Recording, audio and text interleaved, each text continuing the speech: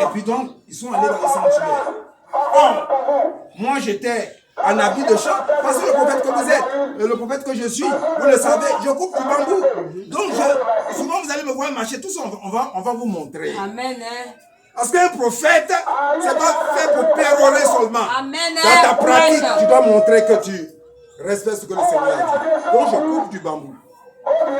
Et donc, je suis entouré dans le sanctuaire là-bas. Ça crie, ça chante. Moi, je suis garé tranquillement. Parce que, pourquoi? C'est pas parce que je n'ai pas la compassion, mais je ne sens rien. L'esprit m'a rien dit. Aucun ne me dit rien. À un moment donné, je dis, attends, celle qui a l'onction d'affaire de gorge là, celle qui a le don là, c'est prophétesse Isaïe. J'appelle Isaïe. Aucun fait a fait que son téléphone est fermé. Tu as vu, non? J'ai dit, cette affaire-là, j'ai rangé tranquillement. Sauf qu'à un moment donné,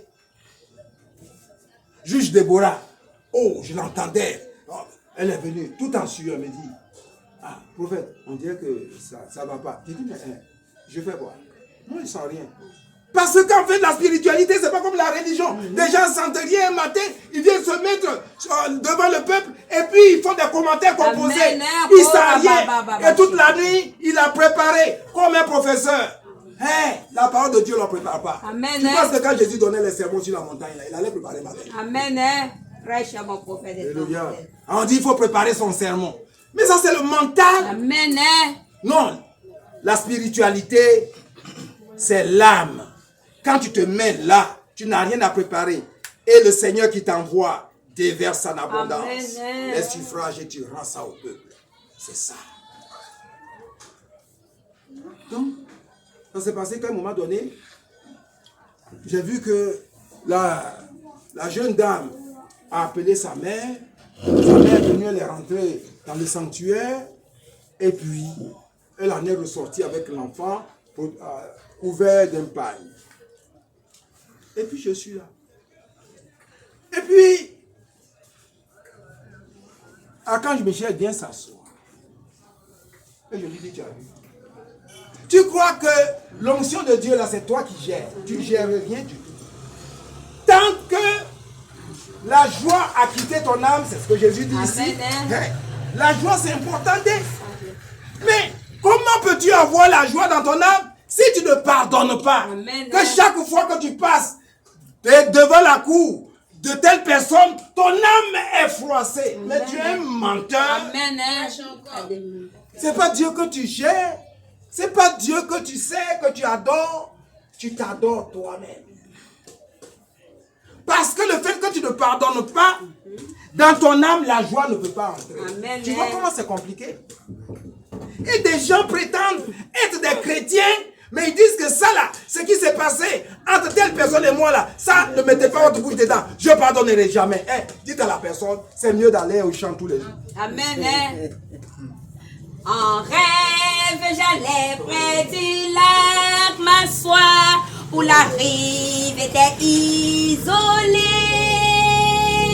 À l'heure où descend la fraîcheur du soir des montagnes de Galilée.